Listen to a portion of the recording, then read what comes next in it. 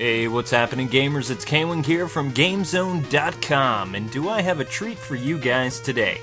Mega Man 10 has been an utter blast to play this past few days, but like it or not, this is one of the toughest entries since Mega Man 8.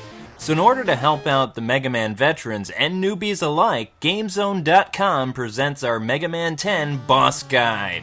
Part of the charm of the Mega Man games is always being able to play whatever boss you want, whenever you want. Mega Man and Proto Man can take out any boss with the pea shooter or the Mega Cannon. Still, there is a better approach to this. Both Blade Man and Sheep Man can be defeated with your default weapons. Even so, the levels they inhabit can be pretty aggravating if you're just starting out, that is. However, Pump Man's stage has no mini-bosses, and it's a pretty basic, fun Mega Man stage to play right at the get-go. Now, the fight against Bubbleman takes some getting used to, so don't be too upset if you get killed off the first few times. It happens to most of us. Pump Man will jump at you 2 or 3 times before leaping into the air and releasing his shield like shrapnel around him. When he lands, this is your opportunity to punish him with the pea shooter of death. After a while doing this tango, the blue bomber should come out the victor. Congrats, you've killed your first boss. Next up on our list is Solar Man. Okay, Sunshine here likes to shoot balls of energy at you. The trick here is to use the water shield on him, and this fight can be easy or difficult depending on what difficulty you chose. Time for us to brave the snow and melt Chill Man. Alrighty, this frozen fiend has an attack pattern that isn't that threatening. He will shoot at you twice, once straight forward and the other he always shoots in the air. He usually follows this by charging right at you. The trick here is to use Solar Man's weapon on him, and after a while, you can put the thaw on Mr. Freeze. Nitro Man is next on our hit list, and his stage is one of the simplest to navigate, plus it has awesome music to boot. Anyway, once meeting Nitro, players will notice he is kinda like a transformer. Like Chill Man, he also has 2 main attacks. One is throwing tire blades at you, and the other is turning into a motorcycle and charging you head first.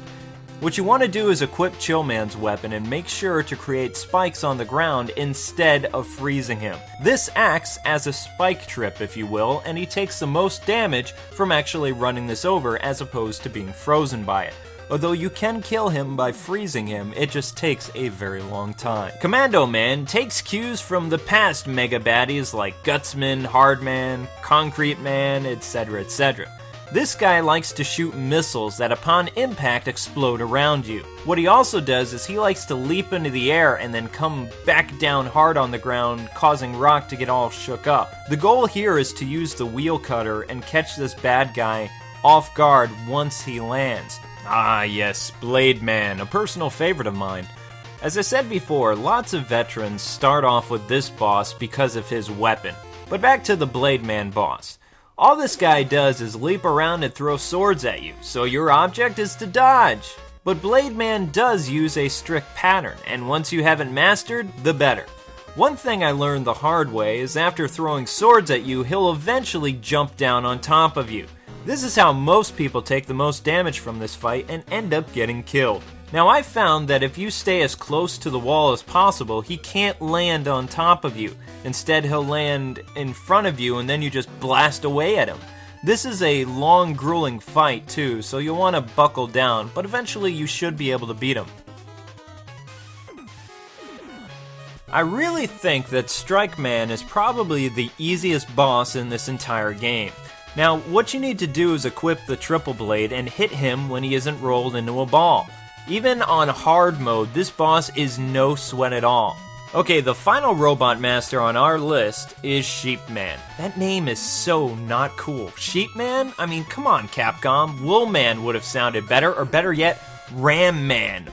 Anyway, Sheep Man has 2 forms of attacks, turning into thunderclouds and blasting you with the lightning bolts, which you'll need to avoid these as they take a serious chunk out of your life meter, and the other attack, he sends a bolt of energy at you, but it's rare and this type of attack varies. Taking out Sheep Man is easier than counting sheep. Use the rebound striker on him to either defeat or weaken him. Once he lands, end him with the mighty pea shooter. Alrighty, that does it for the Mega Man boss guide. On to Dr. Wily's castle bosses. Well, at least a few of them. To ease your suffering, I've got your kick-butt prescription right here. The bosses you face in the first stage are all from past Mega Man games. Which, don't worry, they do have weaknesses, but in order to cut back on time, I'll just tell you what best weapon to use. For Electric Man and Gemini Man, use the wheel. For Wood Man, use the triple blade. For Ring Man, use Solar Blaze. Flame Man, you want to use Strike Man's weapon, and this takes a cool head and some patience. Napalm Man, he likes to leap around, so the best way is to get behind him and shoot him. For Slash Man, Chill Man's weapon is very effective, but only in the spike strip form, and he's not really going to give you the option to do that. Froster Man returns! Well, kind of. What you want to use is Commando Man's weapon on him, but only the shockwaves from the explosion do any real damage to him, so the amount of time that it takes, you're going to be killed, so just jump over his ice and kill him with the Mega Buster. It still works. For Tornado Man, use Sheep Man's weapon, but make sure that the cloud goes above his head. That way the little lightning bolt destroys him in one hit. The giant crab is known to drive lots of people's bananas, yet he has 2 weak spots. I've noticed that I could use the triple blades against his lower region, and the rebound striker and Sheepman's weapon for his upper region. All three work very well, but if you have enough weapon tanks on hand, just take them out with the triple blade. Thus concludes our in-depth boss guide. The rest of the game, it's not that it isn't hard, but in order to show Wily and some other stuff, we would have to do some spoilers, and technically our site isn't about that. In any case, don't forget to browse more of our site for awesome content that you will not find anywhere else, and also be sure to watch my reviews and other videos that I do for this site. My catchphrase as always is God bless and happy gaming. Thank you so much for watching, guys. This is K-Wing saying until the next time, gamers. See ya!